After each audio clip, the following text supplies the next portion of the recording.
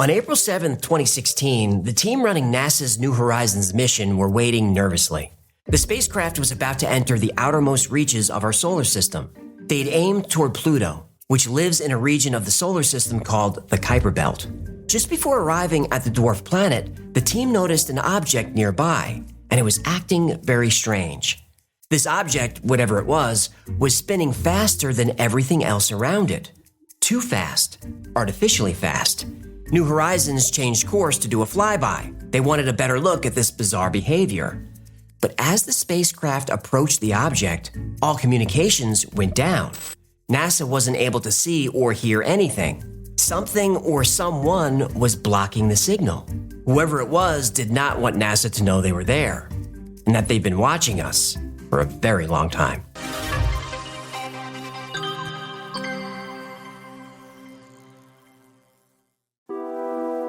The Kuiper Belt is a donut-shaped region of space way out on the far end of the solar system, and it is a huge region of space. Its inner edge begins at the orbit of Neptune, at about 30 AU from the Sun. Now, 1 AU, or astronomical unit, is the distance from the Earth to the Sun. So the inner edge of the Kuiper Belt is about 2.8 billion miles from the Sun. Then it extends for about another 4.5 billion miles. Now, beyond the Kuiper Belt is a structure called the Oort cloud, and that place is way farther, much bigger, and really strange. We'll cover the Oort cloud in another episode. Now, the existence of the Kuiper Belt was first hypothesized in 1943 by Irish astronomer Kenneth Edgeworth. He felt there was a reservoir of comets and asteroids residing in the solar system beyond the planets. Edgeworth was right, and the Kuiper Belt was finally visually confirmed in 1992. David Jewitt and grad student Jane Liu discovered the first Kuiper Belt objects, or KBOs. Now, KBOs are the various comets, dwarf planets, asteroids, and other icy bodies that make up the Kuiper Belt. Jewitt and Liu named their discovery as a tribute to Gerard Kuiper, who's considered to be the father of planetary science. Before he proposed the concept of the Kuiper Belt in 1951, he'd already discovered the moons of Neptune. Did he look at Uranus? Are we going to do this every time? What? I just want to know if this scientist was interested in Uranus. He was. Yeah. He's the one who discovered its moons. Yeah. If you look close enough, you'll see plenty of stuff around Uranus. Okay. Hey, ladies, if a man is willing to give you the moon and the stars, the least you could do is give him Uranus. That's enough.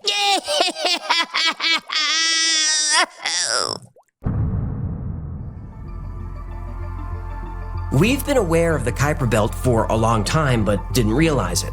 Pluto is actually a KBO, and one of the largest of the dwarf planets at 1,500 miles. It even has its own moons, which is probably why astronomers called it a planet for so long. In the more than 30 years since its discovery, the Kuiper Belt is still a mystery. The Kuiper Belt is truly a frontier in space.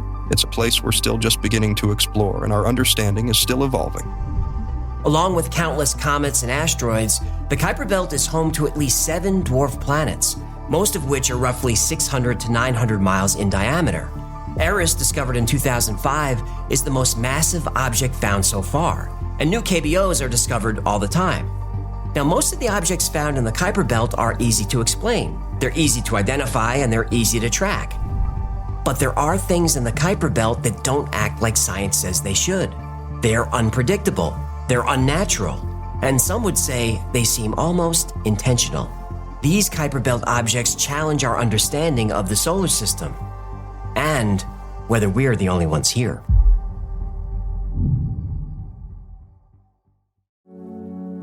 On May 12, 1994, Michael Irwin and Anna Zhitkov were working late. And a shitcough? Anna Zhitkov. What'd I say? They were the on-duty astronomers at the Roca de los Muchachos Observatory in the Canary Islands. It was a quiet night like any other night. And then they spotted something. It glowed and then dimmed. It glowed and then dimmed. This was different than any other object around it. It glowed and dimmed in a regular rhythm, every 5.5 hours, which by space standards is fast, insanely fast, too fast. So fast, the centrifugal force should rip a regular KBO apart. Most Kuiper Belt objects are bits of dust and ice. They shatter like glass. Anna and Michael had never seen anything like this. According to science, this object shouldn't even exist. This gave the astronomers an ominous feeling. Current technology didn't allow them to get a good enough look to fully identify it. So they named it after the Welsh god of the underworld, Adown. 23 years later, technology caught up. We were finally able to get close enough for a look. In April 2016, NASA's New Horizons mission reached the Kuiper Belt. Next stop, Adown. It was on the way to Pluto, the perfect flyby opportunity to answer a decades-old question. What the heck is this crazy spinning object at the end of the solar system? But just as New Horizons moved in for the close-up, things went dark. Nothing worked. There had been what's called a CPU safing event that put New Horizons into safe mode. Safe mode shuts down all essential systems and is triggered automatically when the spacecraft detects something unusual. But the team was stumped. After a few hours of the craft running in safe mode, one NASA engineer approached his supervisor with a terrifying idea. The engineer looked around as if to reveal a secret and then quietly said, "It seems like someone is jamming the signal," as if they were aware of our presence and didn't want us to see what they were doing. And the way Adown spun, that insanely fast 5.5-hour rotation, no one had figured that out yet in over 20 years since first seeing it. And those who tried to understand the spin agreed. Adown's movements seemed artificial. It was creating its own gravity within the interior of the object. Now, the concept of spin gravity wasn't new to NASA. NASA started experimenting with artificial gravity in the 1960s. Experts have developed ideas for space stations filled with small towns and farms and parks. The space station could be designed as a giant spinning cylinder. Each of these structures could rotate to create artificial gravity along the inner surface. We've seen this concept in science fiction over and over again, but science fiction is about as far as these ideas have gotten. Test results on artificial gravity are always the same. Humans are not well suited to it. When exposed to artificial gravity, we're subjected to what's known as Coriolis force deviation. This causes motions going in a straight line to bend, often quite a lot. Coriolis causes motion sickness and all sorts of other dysfunctions. Humans living in artificial gravity do not do well. Basically, we puke and die. Doesn't take a rocket scientist to know that vomit on a space station is a problem. But Adown was spinning in a way that seemed like someone was controlling it. And if there is someone controlling the object, they don't want to be seen. And of all the places in the solar system, the Kuiper Belt is the best place to hide. The Kuiper Belt is 30 to 50 times farther away from the sun than we are. At that distance, things get really dark. Also, the Kuiper Belt is littered with random, oddly shaped objects. It wouldn't be hard to hide amongst the mess. These were the kinds of questions being asked when New Horizons went dark. Now, after a while, the spacecraft drifted away from Adown. Suddenly, New Horizons came back to life, booted up, and the journey into the Kuiper Belt continued as planned. But what just happened? And how did it happen? But before these questions could be answered, someone realized Adown wasn't alone in its odd behavior. New Horizons was surrounded by KBOs acting strangely. It was like something was bending the laws of physics. And the deeper New Horizons moved into the darkness, the more they realized they weren't alone.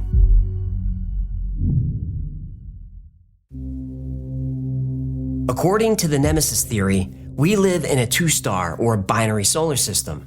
Our sun, the only star we can see, has a companion star, a brown dwarf residing deep in the Kuiper Belt. Brown dwarfs are actually called failed stars. They're huge objects, about 80 times the size of Jupiter, but they don't have enough mass to ignite their hydrogen cores, so they don't burn, they don't shine. But in the depths of the Kuiper Belt, a brown dwarf would be invisible. This object is known as Planet X, or Planet 9. No, Nibiru. Right, some people think Planet X is Nibiru, home of the Anunnaki. Still waiting on that Anunnaki episode, Chief. I'm working on it. Planet X lies well beyond Pluto, extremely far away. But this enormous object is still close enough to influence the orbits of the outer planets in our solar system and everything else in the Kuiper Belt. Now, it sounds like science fiction, but it's not. NASA has been actively searching for Planet X for decades. Now, if it's out there, it would explain why some Kuiper Belt objects act so weird. But Planet X doesn't explain all KBOs. Along with around, there are a few KBOs that make no sense at all. Meet KBO 2008 KV42, a comet within the Kuiper Belt. KV42 is nicknamed Drak, after Dracula, as vampires have the ability to walk on walls. So this comet walks on walls? Sorta, yeah. Everything in the solar system moves around the sun in the same direction. This is called prograde orbit. And if you look at the orbits of all the objects from the side, they're basically on the same flat plane. This is called the plane of the ecliptic. So you remember how Dracula can walk on walls? That's what Drak is doing with its orbit. Drak moves in total retrograde, in the opposite direction of everything else. And it ignores the plane of the ecliptic. It's just out there doing its own thing. And Drak ain't small. This comet is 30 miles across. If it hit Earth, it would cause an extinction-level event. Actually, Drak could destroy the Earth entirely. Now, thankfully, Drak's orbit is about twice as far as Neptune, but we're still keeping an eye on it. Now, new photos of the outer bands of the Kuiper Belt are coming out all the time thanks to the James Webb Space Telescope. But what we're told and what we're shown is incredibly controlled. On this channel, we've proven that NASA alters images before releasing them to the public. We've talked about plenty of NASA's bizarre comments and outright lies.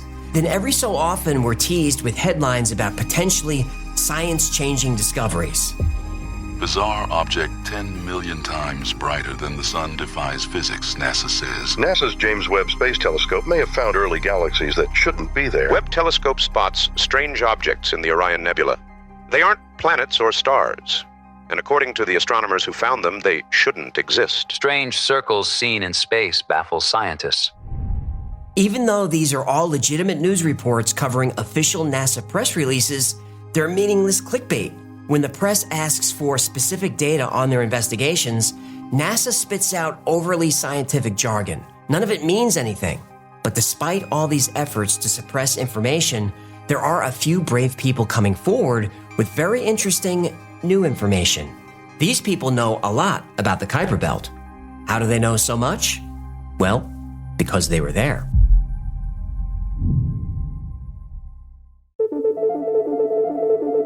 Rebecca Rose was only 4 years old the first time it happened. She woke up from a deep sleep with the sense she wasn't alone. She tried to move, to cry out. She couldn't. She was paralyzed. Several strangers were in her bedroom. They hovered silently over her bed, but she couldn't make out their faces. Then there was a flash of blinding bright light and the rush of cold air. For a brief moment, Rebecca felt weightless. When her eyes adjusted, she realized she wasn't in her room anymore. She tried to move, but she was still paralyzed and now strapped to a metal table. The room was sterile and metallic, with strange equipment hanging on the walls.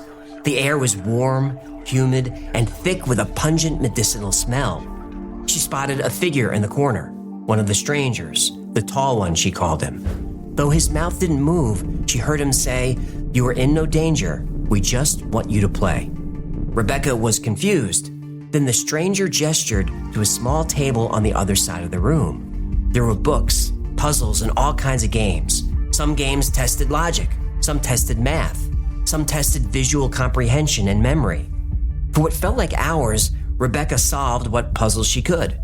Then the stranger approached, smiled at her, and everything once again went white.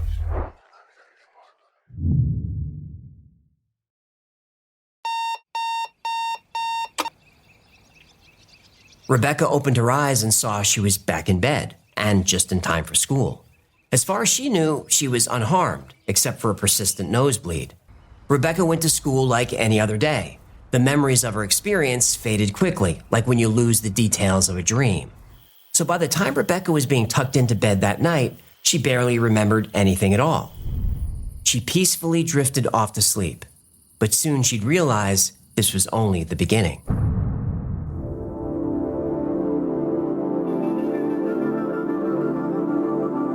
The strangers kept coming back. night after night, and Rebecca would take tests and solve puzzles night after night. As these experiences became more routine and as she got older, Rebecca was able to learn more about what was happening to her. First, her playroom, or whatever you'd call it, is on a base on the moon. From her window, she could see a sprawling complex of buildings built into the familiar white cratered landscape. And eventually, Rebecca realized the strangers weren't human. She was being abducted by aliens of many different races. She saw mantids who resembled large praying mantises. She mostly saw aliens that we would call Greys. During one of her sessions, the Greys activated Rebecca's psychic abilities. All humans have this gift, but very few of us have access to it. The puzzles and tests Rebecca had been taking over the years were actually a psychic training program to teach Rebecca how to access and control her psychic abilities. Once Rebecca became skilled in telepathy, she was forced to telepathically interface with beings who were being held captive on the base. Some of the beings looked human, others didn't, but she was able to feel that they were all sentient and aware of what was happening to them, and she could sense they were all terrified. Through the telepathic interface, Rebecca extracted DNA samples. For what purpose, she didn't know, and she didn't ask. After 4 years of intense training, Rebecca was summoned to a meeting. She saw mantids and Greys, but she also saw men dressed in military uniforms. They sat her down and said, "Rebecca, your training is over. You're ready." Rebecca asked, "Ready for what?" They finally told her why she'd been visiting the moon base for the last 4 years, and why she was taken from her family, why she had to interface with alien species, and why she was taught to develop her psychic powers. They said, "Rebecca, you're joining the Dark Fleet."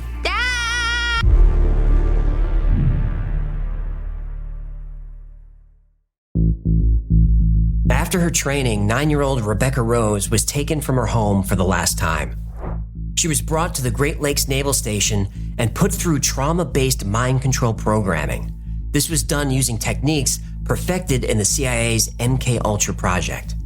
Next, she's strapped to a seat and sent through a jump gate. Jump gates are portals that can transport people and objects across huge distances instantly. Rebecca would now begin her 20-year mission, and so she jumped.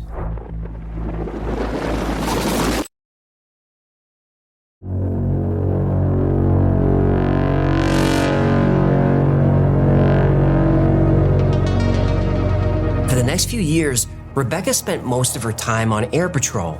The Mars Defense Force used retrofitted helicopters to protect the area around the Dark Fleet base on Mars.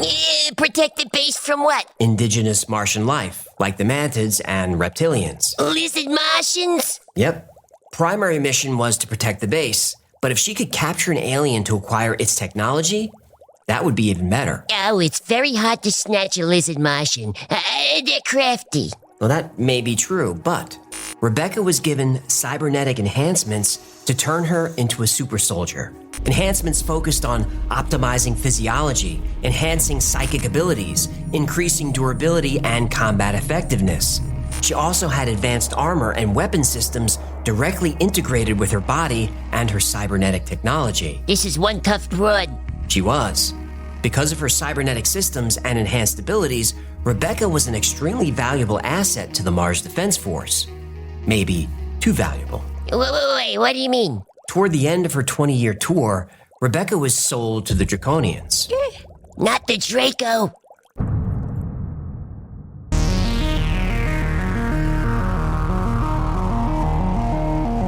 Beyond the Kuiper Belt is Planet X, the brown dwarf, and Planet X is ruled by the Draconians. The Draconians are a powerful reptilian species. They're the most ancient race in the solar system. They control large bases and ships throughout and beyond the Kuiper Belt. And the Draconians are to be feared.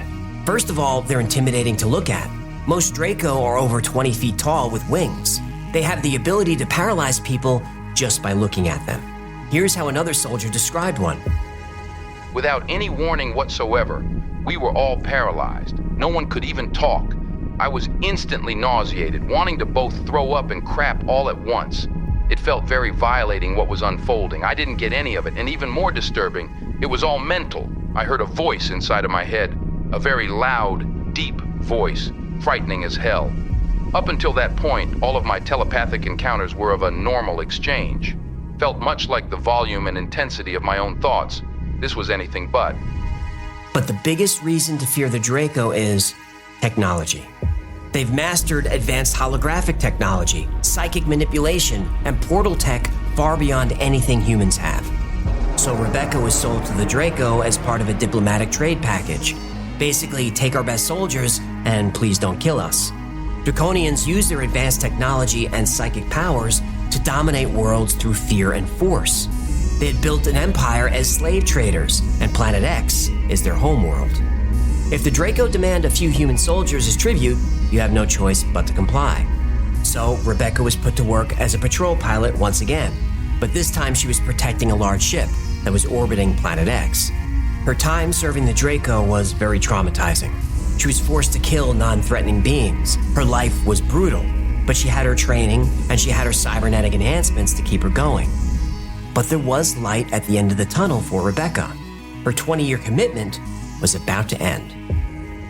There was a roar in her ears, a flash of bright light, and the familiar feeling of weightlessness. Then, silence. Then Rebecca heard birds outside, children playing. She was back home. And not just back home on Earth, she was back in her 9-year-old body. All the memories of her last 20 years started to vanish. Whoa, was this all a dream? Nope.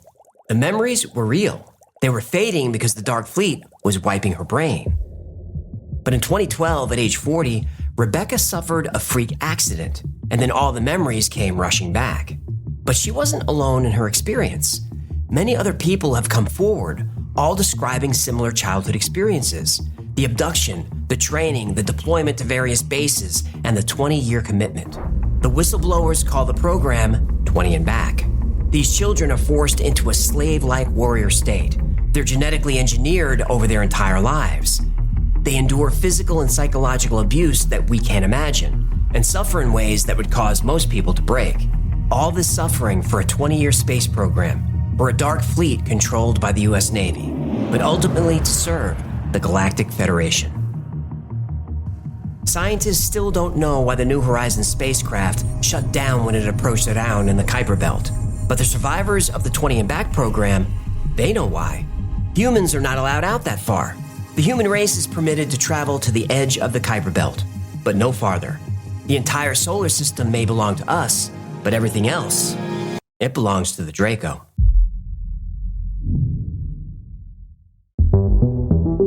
There are many people who claim to be veterans of the 20 and Back Space Force program. It's a complex topic and deserves its own episode. So if you'd like to see that, let me know. But I will cover this in more detail on the podcast. So is the 20 and Back story or the Dark Fleet true? Probably not. Almost definitely not. It's hard to know for sure where the story started because there's a lot of drama around it. Most people believe it started with Corey Goode. Between the age of 16 and 17 years old, I was transported to the moon. And after 20 years, I was age regressed back in time and then returned to civilian life.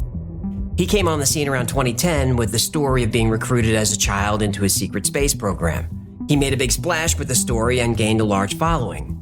But he admits that some of the story is real and some is made up. What does it matter if it's real or not? I'm asking you whether it was dramatization or was it real? It's a real part of my dream or delusion, of whatever you want to call it. I created all of this. But which memories are real and which are not? He doesn't know. Some of these memories could be real or they could be creation. I'm not exactly sure. If he can't tell which memories are real, then how are we supposed to know if any of this is true? Hey, by the way, that doesn't look like an interview. It's sort of an interview. He's being deposed by an attorney. Oh. Uh-oh. Yeah, Corey is suing people claiming that he owns the story about 20 and Back and the secret space program. If the story's true, how can you sue people over it? Like I said, the 20 and Back is my creation. It's a part of my intellectual property. Me creating it means it came out of me and that it is my story and it was never anywhere before. But it's possible Corey Goode didn't invent the story at all. Michael Relfi published a series of books called The Mars Records in the year 2000, long before Corey Goode showed up. And Relfi talks about child recruitment, psychic training, age regression, reptilians, and a lot of the same things in the 20 and Back story. And you might remember Al Bielek from a few of our other episodes. He also talked about age regression and being sent back in time for a mission. After I jumped off the Eldridge and went to the year 2137. Well, I thought you went to the year 1983, though. That was the last stop. But Corey says the story is his, and he's very protective of his intellectual property, especially the secret space program. He even tried to trademark that. Why couldn't someone else talk about their experience in a secret space program? As long as they don't talk about the stuff that I created based on my real IP here. It says I created a lot of the stuff. I created Dark Fleet. Dark Fleet didn't exist before I talked about it. And look, if you invented the story, by all means, trademark it. People will come in and they will say, oh, okay, I was in the secret space program too, and all of these things that Corey has talked about, I was a part of that too.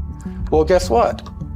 The stuff that I've talked about, some of it created out of my mind. But Bill Cooper was on CNN in 1992, and he was talking about a secret space program. Pluto was the application of that technology to our own secret space program, not the public space program. There are two different space programs. One is what the public gets to see, which is overseen by NASA, and the other one is a secret space program that nobody gets to see, which is really overseen by the Navy Department under specialized, compartmentalized black projects. So lots of aspects of the story have been around for a long time. Here's how it seems to work. Every time someone new joins the 20 and Back bandwagon, they bring their own favorite sci-fi storyline. Then each person's story evolves, feeding off the other. But who knows, maybe Corey Goode is telling the truth. You can watch his deposition online and decide for yourself. True or not, it's a great story. TM. But aside from this one area, most of what we talked about within the Kuiper Belt is real. Kinda. Now, the object down is weird, and I'll be grateful to never say that word again after today. Now, there are plenty of videos describing the comet and its behavior, but nobody has yet to explain it. And even though NASA did lose contact with New Horizons at one point in time, there's no official record of New Horizons breaking down while flying by Araun in 2016. NASA says the New Horizons mission was an overall success, so it's unclear where the story about the total control blackout came from. There was a brief loss of communication on July 4th, 2015, 10 days before New Horizons was due to fly by Pluto, but they were down for an hour. All the other details came from a YouTube video. Never trust what you hear in a YouTube video. Oh, that's for sure. Now, Planet X probably is real, though NASA prefers to call it Planet 9. I prefer to call it Nibiru. In 2017, researchers agreed that data and computer models prove with almost 100% certainty a large, secret dark planet is lurking in the distant solar system. Although we were initially quite skeptical that this planet could exist, we've become increasingly convinced that it is out there. For the first time in over 150 years, there is solid evidence that the solar system's planetary census is incomplete. Drak is also real. I don't know if it has anything to do with the draconian species who allegedly control the solar system, but Drak does fly in retrograde. It's thought humans will one day turn the Kuiper Belt into a gas station, a stopping off point on our way to deep space. But for now, the Kuiper Belt is one giant mystery. Now, my gut tells me there is something important going on up there, something which influences life here on Earth. But there's no way to know for sure until we send spacecraft to the Kuiper Belt to see for ourselves. And maybe one day we'll do that. That is, if the Draco say it's okay.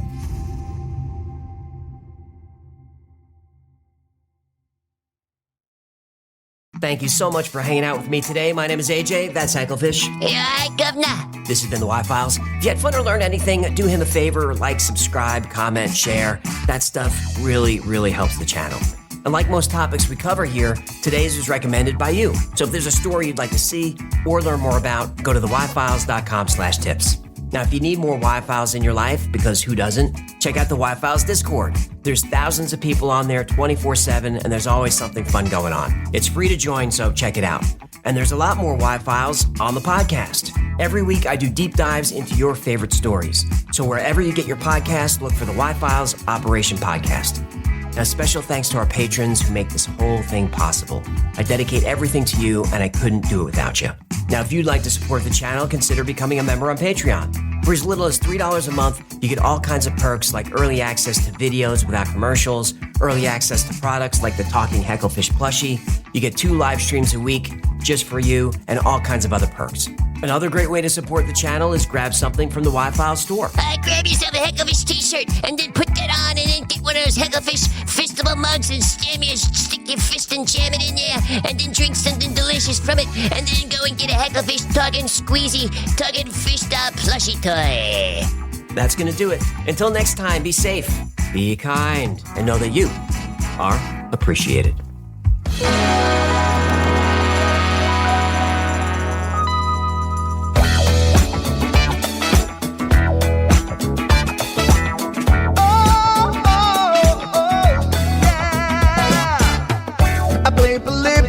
In Area 51, a secret code inside the Bible said I would. I love my UFOs and paranormal fun, as well as music, so I'm singing it like I should.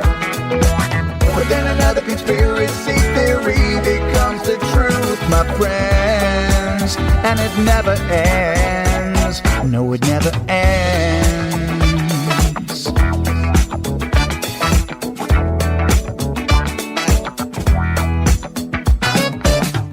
I feel the crap cat and got stuck inside Mel's hole with MK Ultra. I'm being only too aware.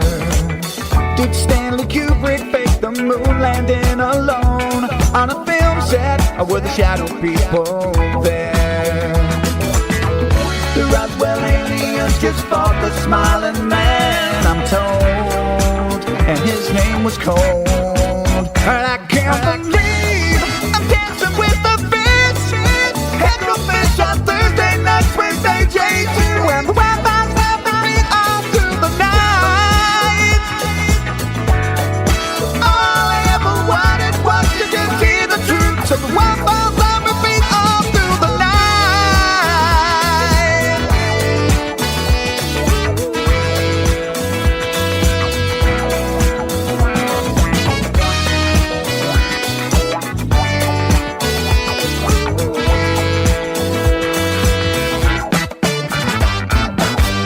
The Mothman sightings and the solar storm still come to Agatha, the secret city underground. Mysterious number stations, planet Serpo 2, Project Stargate, and what the Dark Watchers found.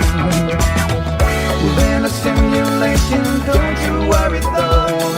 The Black Knight satellite, it told me so. I can't believe